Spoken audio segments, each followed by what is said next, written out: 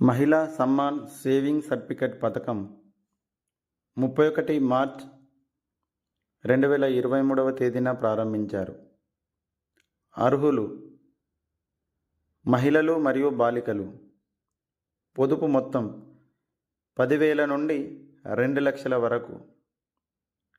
వడ్డీ rate 7.5 fixed వడ్డీ rate.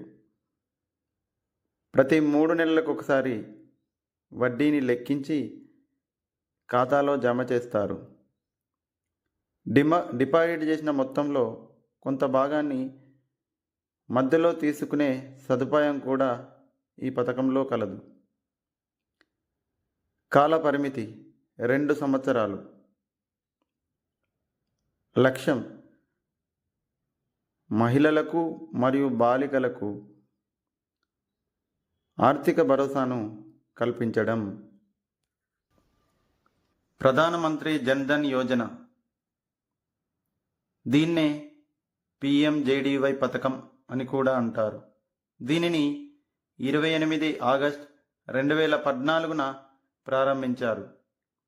దీని నినాదం సబ్కా సాత్ సబ్కా వికాస్, అనగా పేదరికాన్ని నిర్మూలించడంలో భాగంగా ఆర్థిక అంటరానితనాన్ని తొలగించాలి. దేశవ్యాప్తంగా ఉన్న 6 లక్షల గ్రామాల్లో ప్రతి కుటుంబానికి ఒక బ్యాంక్ అకౌంటును ఉండాలన్నది ఈ పథకం లక్ష్యం.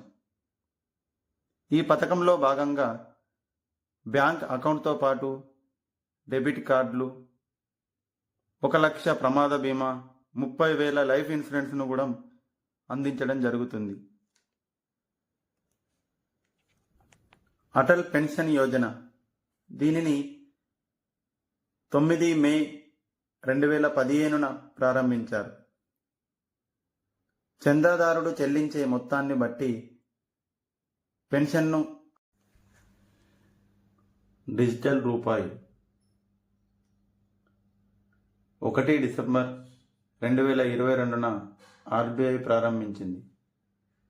డిజిటల్ రూపాయి అనగా ఎలక్ట్రానిక్ రూపంలో ఉండే కరెన్సీ. మామూలు కరెన్సీ లాగానే పనిచేస్తుంది. మొదటగా 4 నగరాలలో ప్రయోగాత్మకంగా ప్రయోగించారు: ముంబై, ఢిల్లీ, బెంగళూరు, భువనేశ్వర్.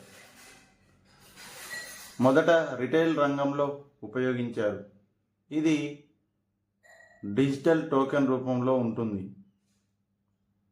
దీని యొక్క లక్ష్యం దేశంలో డిజిటల్ లావాదేవీలను పెంచడం, భౌతిక కరెన్సీ నిర్వహణకు అయ్యే ఖర్చును తగ్గించడం దీని యొక్క ముఖ్య ఉద్దేశం.